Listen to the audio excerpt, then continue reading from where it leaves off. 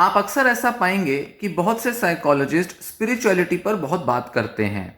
अपनी काउंसलिंग में स्पिरिचुअलिटी के आइडियाज और कॉन्सेप्ट्स को डिस्कस करते हैं। पर्सनल लाइफ में तो वो स्पिरिचुअल हो सकते हैं, पर साथ ही वो अपनी काउंसलिंग में भी स्पिरिचुअलिटी को जगह देते हैं। और कई साइकोलॉजिस्ट की तो ये ओरिएंटेशन होती है जहां वो स्पिरिचुअलिटी को साइकोलॉजी से जोड़ना जरूरी भी समझते हैं। उन्हें लगता है कि काउंसलिंग जो है वो इंटीग्रेटेड नेचर की होनी चाहिए। इंटीग्रेटेड थेरेपी या इंटीग्रेटेड काउंसलिंग वो होती है जिसमें एक से ज्यादा अलग अलग थेरेप्यूटिक अप्रोचेस को कंबाइन कर दिया जाता है।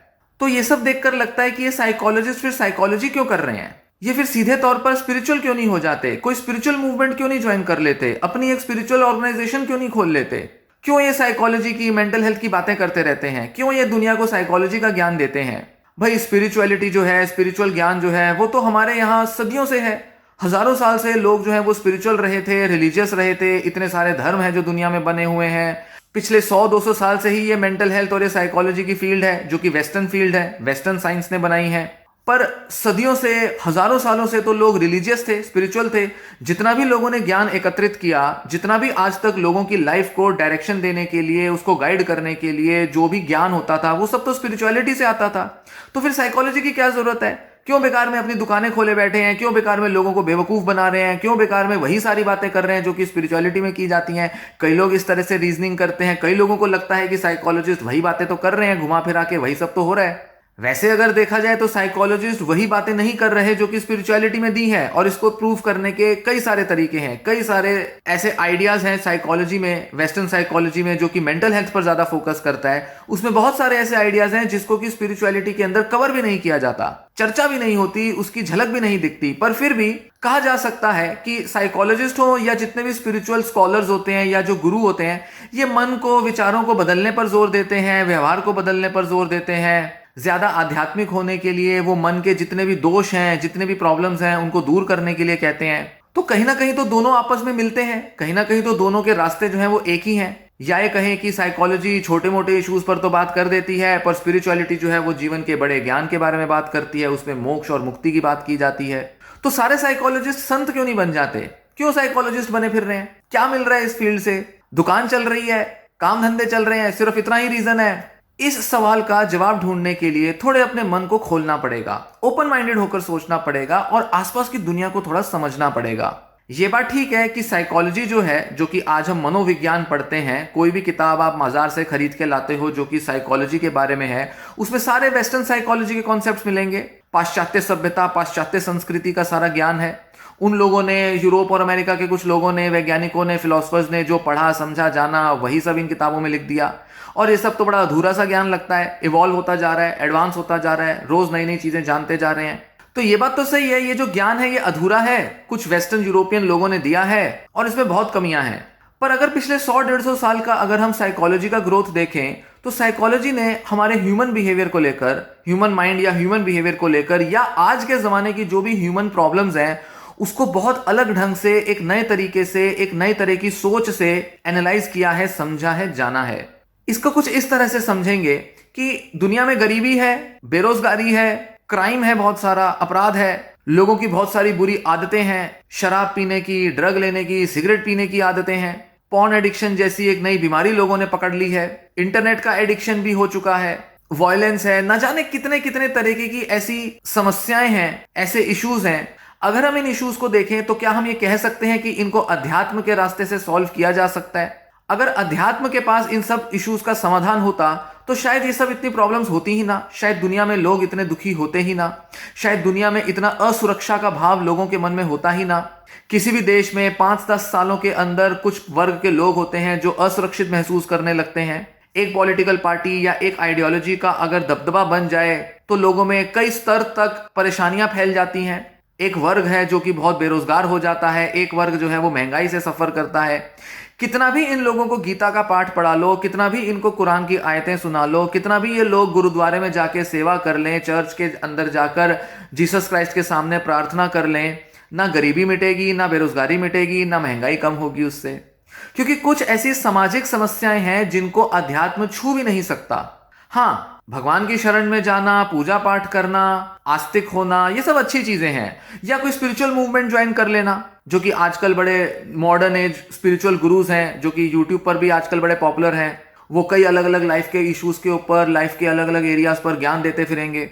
लगेगा कि हाँ, उनके पास बहुत गहरी इंसाइट्स हैं, लोगों को वो दिशा दे रहे हैं, लोगों को एक नई उम्मीद दे रहे हैं। आज का व्यक्ति जो भटका हुआ है, परेशान है, उसको गाइड कर रहे हैं, उसको एक नए तरीके का ज्ञान दे रहे हैं। लगता है कि हाँ, ये सब चीजें अच्छी चल रही हैं, नए नए गुरुज को लोग फॉलो करते रहते हैं। 10-20 साल एक गुरु रहता है, उसके बाद एक नया गुरु आ जाता है, रिप्लेसमेंट चलता रहता है। तो ये सब स्पिरिचुअल मूवमेंट्स को फॉलो करना, इनका हिस्सा बनना, इनमें जो भी एक्टिविटीज हैं, कम्युनिटी एक्टिविटीज होती हैं, या वहां पे मेडिटेशन के पूरे प्रोग्राम्स होते हैं, अपने मन को बदलने के इनर इंजीनियरिंग जैसे कई सारे कोर्सेज होते हैं, ये सब कोर्सेज करना भी अच्छी बात है, किया जा सकता है। पर कुछ हद तक तो व्यक्ति अपने को इन सब से बदल सकता है। पर लार्जर लेवल पर अगर देखा जाए, एक समाज के तौर पर, एक सभ्यता के तौर पर अगर देखा जाए, तो बहुत गहरे में अध्यात्म के वजह से ये समस्याएं सॉल्व नहीं हो पाती। ये जो बड़े सारे जो इश्यूज हैं, परेशानियां हैं जिनसे लोग डील कर रहे हैं, उनमें कोई बड़ा समाधान नहीं मिलता।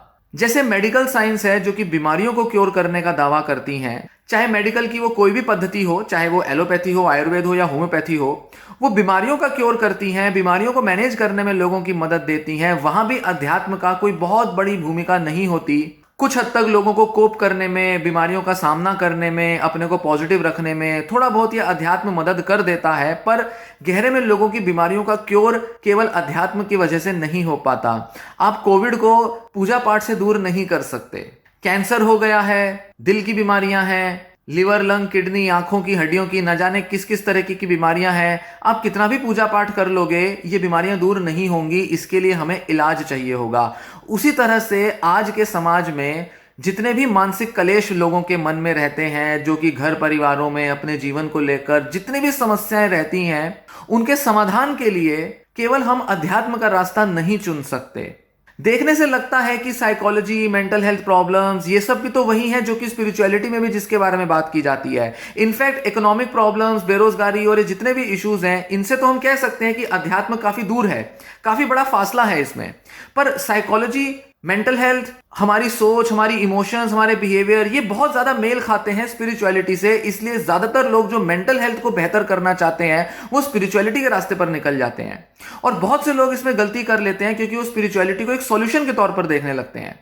जबकि मेंटल हेल्थ की जो प्रॉब्लम्स होती हैं, वो हमारे अंदर, हमारे समाज के द्वारा दी गई जो डेफिशिएंसीज हैं, जो अभाव हैं, जो अधूरापन है जो हमारे अंदर, उसको पूरा करने के लिए मेंटल हेल्थ की टेक्निक्स, आइडियाज, कॉन्सेप्ट्स और उन स्ट्रेटजीज को अपनाया जाता है। इन एरियाज को स्पिरिचुअलिटी बहुत गहरे में नहीं छू सकता, चाहे वो रिलीजन हो या स्पिरिचुअलिटी हो। कई लोग इन दोनों को अलग करके देखते हैं। वो कहते हैं कि हम अपने रिलीजियस प्रैक्टिसेस को तो पूरा नहीं फॉलो करते, पर फिर भी हम स्पिरिचुअल हैं। हम मानते हैं कि हमारे अंदर एक स्पिरिचुअल बीइंग होता है, हमारी एक पर्सनल सेल्फ ग्रोथ होती है। ये सब अलग अलग आइडियाज हैं, अलग अलग लोग अलग अलग तरह से डिफाइन करते हैं। पर यहां मैं स्पिरिचुअलिटी, रिलीजन को थोड़ा कॉम्बाइन करके भी देख रहा हूं, क्योंकि बहुत से आइडियाज जो स्पिरिचुअलिटी में लिए जाते हैं, वो कहीं ना कहीं रिलीजन में भी बेस्ड होते हैं। आज के जमाने के हिसाब से हमने उसको एक अलग नाम दे दिया है, स्पिरिचुअलिटी एक अलग नाम बन गया है। पर फिर भी ये सारे के सारे कॉन्सेप्ट्स, आइडियाज सभी रिलीजन्स में कहीं ना कहीं दिए गए हैं। क्योंकि 2000 साल पहले स्पिरिचुअलिटी नहीं थी, तब सिर्फ धर्म होता था, रिलीजन होता था। इसीलिए हमें यह समझना जरूरी है कि अगर हम वर्ल्डली प्रॉब्लम्स को ध्यान में रखें, हम अगर देखें कि समाज में जो बदलते हुए मूल्य हैं, वैल्यूज हैं, लोगों के रिश्तों में जो बदलाव आ गए हैं, लोगों को अपनी इमोशंस को, अपनी थॉट्स को हैंडल करना इतना मुश्किल हो गया है। लोग इतनी मुश्किल परिस्थितियों में रहते हैं जहां पर उनसे वो डील नहीं की जाती। हमारा वर्क प्लेस इतना टॉक्सिक हो चुका है, हमारी फैमिली एनवायरनमेंट इतने टॉक्सिक हो चुके हैं। ज्वाइंट फैमिली, न्यूक्लियर फैमिली, किसी भी टाइप का स्ट्रक्चर हो, वहां पर कई तरह के कलेश मिलते हैं। जेनेटिक और बायोलॉजिकल कॉजेज तो हैं ही अपनी जगह। उस बेसिस पर तो हम कहेंगे कि बहुत सारी मेंटल हेल्थ प्रॉब्लम्स जो है वो जेनेटिक हैं, यानी कि मेडिकल नेचर की हैं। पर उसके ऊपर हमारी सोच में जो बदलाव आते हैं, वो हमारे नेगेटिव एनवायरनमेंट की वजह से आते हैं। एक ऐसा एनवायरनमेंट जो कि हमें फलने फूलने नहीं देता, एक ऐसा एनवायरनमेंट जो कि हमारे अंदर बहुत सी कमियां बनाए रखता है।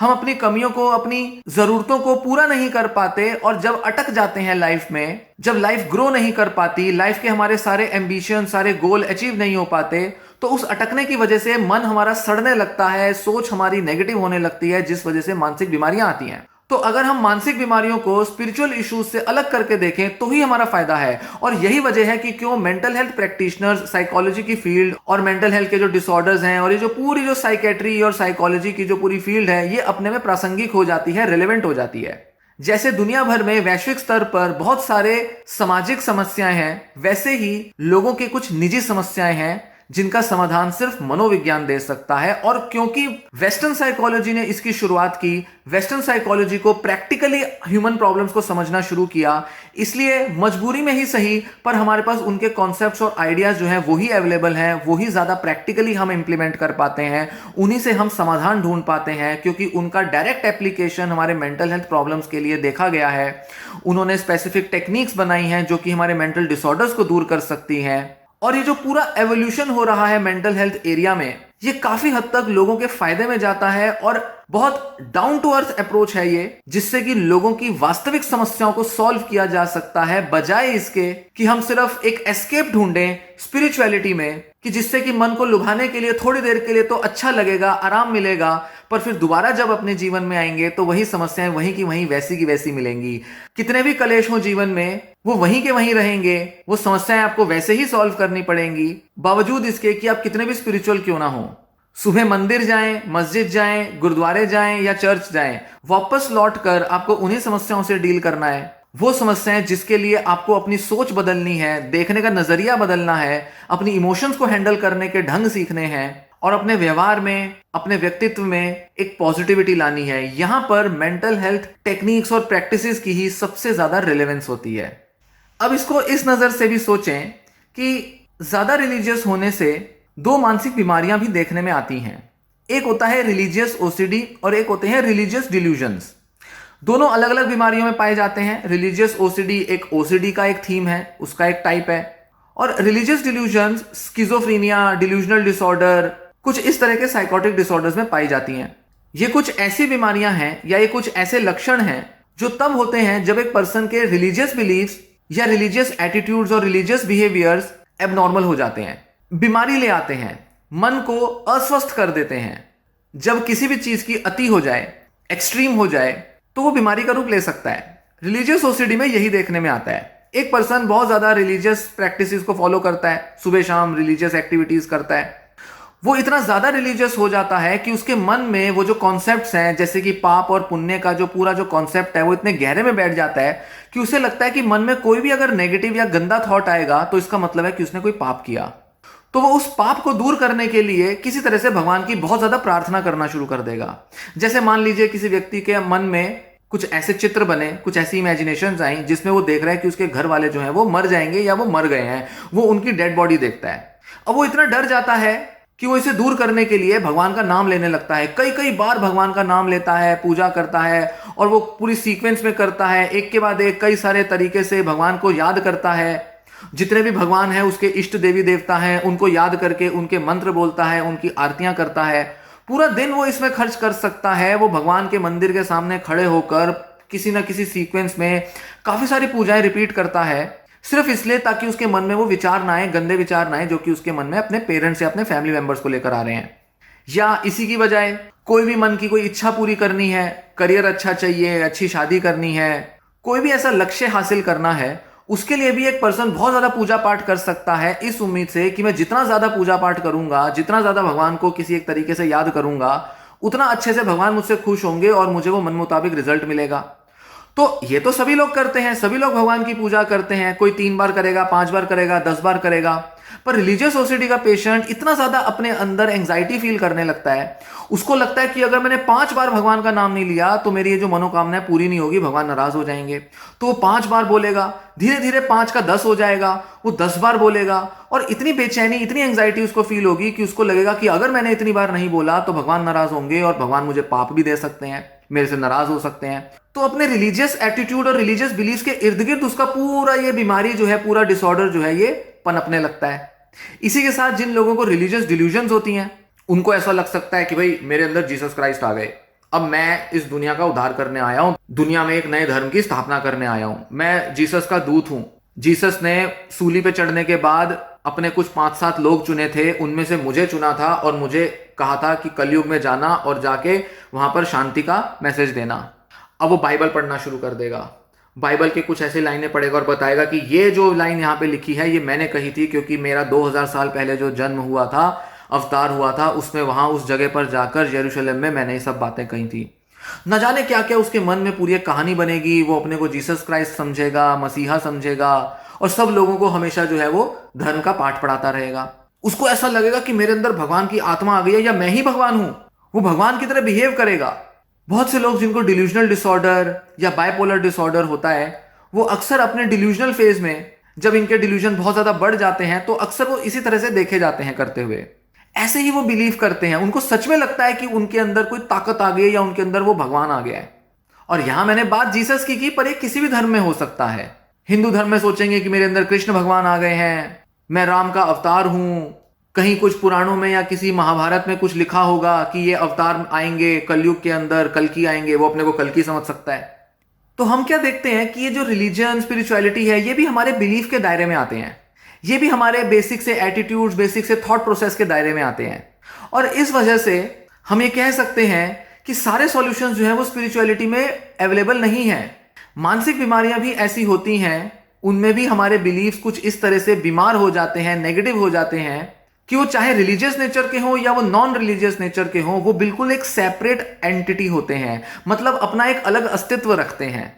इस तरह के रिलीजियस बिलीफ्स को हम ये नहीं कह सकते कि ये पर्सन कितना रिलीजियस है, अरे इसके अंदर कितनी भक्ति है जीसस क्राइस्ट को लेकर, कृष्ण भगवान को लेकर, कि वो ऐसा सोचता है कि उसके अंदर भगवान आ गए हैं। ये कोई भक्ति नहीं है, ये कोई उसका कोई भाव नहीं है, वो डिल्यूजन में है, वो बीमार है। उसकी पूरे जीवन को देखिए, पूरे डेली लाइफस्टाइल को देखिए, आप सीधे तौर पर देखेंगे कि ये व्यक्ति तो बहुत बीमार है, इसको तो इलाज की जरूरत है। उसी तरह से कोई रिलीजियस सोसाइटी का पर्सन होगा, वो कितना भी सोचे कि मैं रिलीजियस हूं, मैं स्पिरिचुअल हूं, मैं कितना भक्ति भाव करता हूं, पर यहां यह देखने की जरूरत है कि नहीं, उसकी रिलीजियोसिटी उसकी बीमारी बन चुकी है। जरूरत से ज्यादा रिलीजियस हो जाना, एक्सेसिव मैनर में रिलीजियस प्रैक्टिसेस फॉलो करना, इस हद तक करना कि दिमाग बीमार हो जाए, चाहे वो मेडिटेशन हो, चाहे वो कोई रिलीजियस प्रैक्टिस हो, बहुत ज्यादा खुद पर प्रेशर लिया जाएगा, अपने इमोशंस और थॉट्स को बहुत ज्यादा सप्रेस किया जाएगा, बहुत ज्यादा अपने अंदर गिल्ट भरा जाएगा, तो कोई भी व्यक्ति बीमार हो सकता है। तो इसलिए स्पिरिचुअलिटी सारे सॉल्यूशंस नहीं देती, हमारे को बीमारियों की तरह देखना जरूरी है। तो फिजिकल बीमारियों को तो हम देखते हैं, एक जमाना ऐसा था, हम लोग तो आज के जमाने में ये सब नहीं देख पाते, पर अगर आप मेडिकल लिटरेचर पढ़ें और पता चलेगा कि हिस्ट्री में मेडिकल बीमारियों को भी ऐसा समझा जाता था कि जैसे वो भगवान की नाराजगी का सबूत है, भगवान नाराज हो गए हैं इसलिए हमें बीमारी आ गई है, प्लेग आ गया, हजारों लोग मर गए, अरे भगवान का प्रकोप है, ये कोई या तो कोई राक्षस है जो कि अपना प्रकोप फैला रहा है, या भगवान नाराज हो गए हैं। इनफैक्ट जितने भी नेचुरल डिजास्टर्स होते थे, जैसे कि बाढ़ आ जाना, वॉल्केनो का फट जाना, सूखा पड़ जाना, जंगल में आग लग जाना, ये सारे जो नेचुरल डिजास्टर्स भी होते थे, इनको भी ऐसा समझा जाता था कि जैसे भगवान नाराज हो गए हैं या डेविल ने अपना प्रकोप दिखा दिया है। तो एक जमाना था जहां हर चीज को रिलीजन से जोड़ा जाता था, पर आज हम जानते हैं कि नेचुरल डिजास्टर्स जो है, भूकंप अगर आ रहा है, ये धरती के अंदर आने वाले कुछ बदलावों की वजह से हुआ है। आज जब आपको भूकंप महसूस होता है, आप ये नहीं सोचते अरे भगवान नाराज हो गए, कौन से भगवान नाराज हुए, जरा जाके पता करो, ऐसा नहीं सोचते आप। आपको पता है ये भूकंप है, पर जरा सोचिए 2, 3, 5 हजार साल पहले लोग सच में मानते थे कि भूकंप का मतलब है कि भगवान नाराज हो गए। वो सच में मानते थे कि जमीन के अंदर कोई पाताल लोक है, कोई नर्क है, कोई अंदर कोई राक्षस बैठे हैं जो जमीन को हिला रहे हैं। न जाने क्या क्या सोचते होंगे उस समय के लोग। पर आज हम सब चीजें जान चुके हैं कि बीमारियां जो है वो भगवान की कोई सजा नहीं है, वो एक वायरस की वजह से या किसी बॉडी के अंदर आने वाले किसी बदलाव की वजह से हुई है। उसी तरह से हमारे को मेंटल हेल्थ प्रॉब्लम्स को भी देखना जरूरी है कि मेंटल हेल्थ प्रॉब्लम सिर्फ कोई स्पिरिचुअल डिसीज नहीं है कि स्पिरिचुअलिटी से इसको ठीक किया जाए, कि आप अपने स्पिरिचुअल रास्ते से भटक गए हो इसलिए आप बीमार हो गए हो। नहीं, कुछ हद तक हम ये कह सकते हैं कि आज के समाज में लोग कम स्पिरिचुअल हो गए हैं, इसलिए कुछ बीमारियां उनमें बढ़ गई हैं। ये हम कह सकते हैं कुछ हद तक कि आज के समाज की, आज के मनुष्य की जो हालत हो चुकी है, उसमें वो अध्यात्म से भटक चुका है, तो कुछ हद तक तो उसकी हालत जो है खराब हुई है। पर अध्यात्म से भटकने का मतलब केवल ये नहीं है कि उसने भगवान की भक्ति करना छोड़ दिया है, उसका मतलब कहीं ना कहीं ये भी है कि वो अपने आसपास के लोगों के साथ अब उतना कनेक्टेड नहीं है। पुराने जमाने में लोग एक ही एरिया के अंदर रहते थे, गांवों में रहते थे, डिस्ट्रिक्ट में रहते थे, छोटे छोटे एरियाज तक सीमित थे, उनके अंदर पारस्परिक संबंध अच्छे होते थे। तो रिलीजियस होना या रिलीजियस फेस्टिवल्स मनाना, साथ में मिलके त्योहार मनाना या कोई भी सेलिब्रेशंस करना, ये उनके लाइफस्टाइल का पार्ट होता था। इसीलिए दुनिया में इतने सारे त्योहार बना दिए गए। तो कम्युनल फीलिंग होने की वजह से, किसी ग्रुप को बिलोंग करने की वजह से, वो सेंटिमेंट्स होने की वजह से वो ना ही केवल खुश रहते थे, उनमें मानसिक बीमारियां भी कम रहती थी, साथ ही उनके लिए रिलीजियस या स्पिरिचुअल होना भी आसान था, क्योंकि वो सारे लोग एक ही टाइप की मान्यताओं में मान लिया करते थे। पर जैसे जैसे दुनिया बढ़ती गई, लोग अपने दायरे से बाहर आते गए, अलग अलग ज्योग्राफिकल एरियाज में स्प्रेड करते गए, लोगों ने अलग अलग मान्यताओं के लोगों को देखा, जाना, समझा, तो धीरे धीरे उनके बिलीफ में चेंज आ गए। धीरे धीरे लोग नए नए तरीके की चीजों में यकीन करने लगे। तो ऐसे में थोड़ा करप्शन तो हुआ, और आज के जमाने में इंटरनेट, पॉर्न, ना जाने कितनी कितनी चीजें हो गई हैं, जिसकी वजह से लोग काफी हद तक नॉन स्पिरिचुअल हो चुके हैं। पर फिर भी हम ये नहीं कह सकते कि सिर्फ स्पिरिचुअल रास्ते से भटकने की वजह से ही मानसिक बीमारियां आई हैं, क्योंकि मानसिक बीमारियां अपना एक अलग अस्तित्व रखती हैं। शरीर में, जीन्स में, बायोलॉजी में, ब्रेन में, पर्सनैलिटी में आने वाले जितने भी त्रुटियां हैं, कमियां हैं, उनकी वजह से मानसिक बीमारियां होती हैं। तो इसलिए हमारे लिए जरूरी है कि हम मेंटल डिसऑर्डर्स को अलग तरह से समझें, इनको एक स्पिरिचुअल डेविएशन के तौर पे ना देखें। क्योंकि अगर हम कहेंगे कि ये स्पिरिचुअल डेविएशन है, स्पिरिचुअल रास्ते से भटक गए इसलिए ऐसे बीमार हो गए, तो हमारे पास समाधान भी यही होगा कि स्पिरिचुअल हो जाओ। पर स्पिरिचुअल होने से तो सारे सॉल्यूशन नहीं मिल रहे, क्योंकि वो कॉन्सेप्ट, आइडियाज ही बिल्कुल अलग होते हैं जो स्पिरिचुअलिटी में जिस पर बात की जाती है। इसलिए जरूरी है कि हम मेंटल हेल्थ को बेहतर करने के लिए मेंटल डिसऑर्डर्स को अलग ढंग से देखें, समझें, जानें। जैसा कि वेस्टर्न साइकोलॉजी हमें समझा रही है, उसमें बहुत कुछ है जो समझने जैसा है, बहुत कुछ ऐसा है जिसे हम सीख सकते हैं, समझ सकते हैं और अपने डे टू डे लाइफ में अपना सकते हैं। और वो एक अलग मॉडल, एक अलग स्टाइल, एक अलग अप्रोच है थिंकिंग की। नए तरीके से इंसान को समझा जा रहा है, नए तरीके से इंसान की बीमारियों को समझा जा रहा है। और ये जो इतना प्रैक्टिकल, इतना डाउन टू अर्थ, इतना रियलिस्टिक तरीका है, ये हमें किसी भी स्पिरिचुअल टेक्स्ट में डायरेक्ट तौर पर नहीं मिलेगा। आप कोई भी स्पिरिचुअल टेक्स्ट उठा के देख लो, आपको कहीं भी ओसीडी, डिप्रेशन, स्किज़ोफ्रेनिया, इसके जिक्र भी नहीं मिलेंगे। और अगर थोड़ा बहुत जिक्र मिल भी गया तो उसके सटीक, एक्यूरेट सॉल्यूशंस भी नहीं मिलेंगे। इसीलिए हमारे को जरूरी है कि हम मेंटल हेल्थ को वैसे ही देखें जैसे कि उसे देखा जाना चाहिए। और इसीलिए मैं मानता हूं कि साइकोलॉजिस्ट को भी स्पिरिचुअलिटी को कंबाइन करने से थोड़ा बचना चाहिए। अपने लेवल पर आप कोई भी स्पिरिचुअल बिलीफ्स रख सकते हो, कोई भी साइकोलॉजिस्ट है वो कोई भी स्पिरिचुअल ओरिएंटेशन रख सकता है, किसी भी गुरु में माने, किसी भी धर्म में माने। पर जब वो अपनी प्रैक्टिस में भी अगर स्पिरिचुअल और रिलीजियस टॉक्स करेगा तो वो कहीं ना कहीं अपने रास्ते से, अपने तरीके से भटक जाएगा। हाँ, कुछ लोगों के लिए ये टॉक्स करनी जरूरी हो सकती हैं, कुछ पेशेंट्स ऐसे हैं जिनको इस तरह से बात करके थोड़ा रिलीफ मिल सकता है। पर लार्जर लेवल पर हर पेशेंट के साथ ये एटीट्यूड अपनाने से पेशेंट के मन में भी कंफ्यूजन आएगी, वो साइकोलॉजिस्ट भी खुद भी कंफ्यूज रहेगा, और वो मेंटल हेल्थ प्रॉब्लम को एक मेंटल हेल्थ प्रॉब्लम की तरह ना देखकर उसको एक स्पिरिचुअल प्रॉब्लम की तरह देखने लगेगा।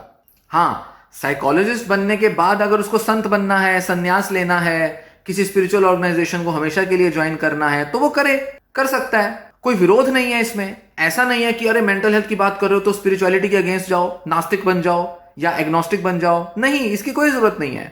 इनफैक्ट ज्यादातर साइकोलॉजिस्ट नास्तिक नहीं होते। हाँ, वो ये जरूर मानते हैं कि यार लोग जो है ना, बस पता नहीं कौन सी मनगढ़ंत चीजों में सोचते रहते हैं, कोई एस्ट्रोलॉजी पर सोचता रहता है, लोग सोचते हैं कि सारे जो कारण हैं वो प्लैनेट्स में हैं, इन मान्यताओं में फंसे हुए हैं, या कोई सोचता है कि सुपर नेचुरल कॉजेज हैं, किसी आत्मा ने उनको पकड़ लिया, उनके शरीर में किसी आत्मा ने एंट्री कर ले ली, आत्मा निकालो, भूत निकालो अंदर से, तांत्रिक के पास जाओ। इन चीजों से बचो।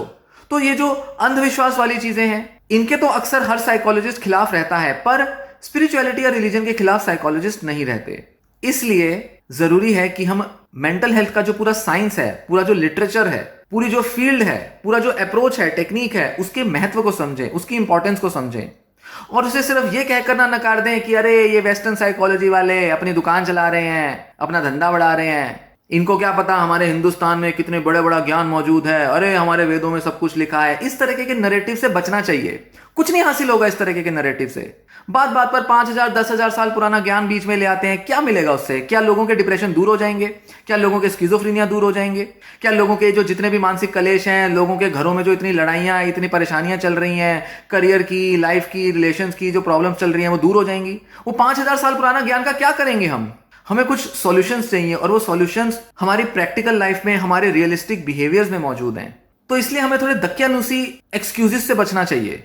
और मेंटल हेल्थ का ये जो पूरा जो इस वक्त इंडिया में रेवोल्यूशन हो रहा है, इंडिया में लोग इतना ज्यादा मेंटल हेल्थ को लेकर जागरूक हो रहे हैं, अवेयर हो रहे हैं, इसको समझना चाहिए, इसको जानना चाहिए, इसके रास्ते पर आगे बढ़ना चाहिए। बहुत कुछ है जो यहां पर मिलेगा, बहुत कुछ है जो कि यहां पर सीख कर, समझ कर अपने को बेहतर किया जा सकता है। तो इस मौके का फायदा उठाया जाए और एक पॉजिटिव आउटलुक के साथ मेंटल हेल्थ को अप्रोच किया जाए, और बेवजह फिक्शनल तौर पे स्पिरिचुअलिटी के साथ उसे कनेक्ट ना किया जाए।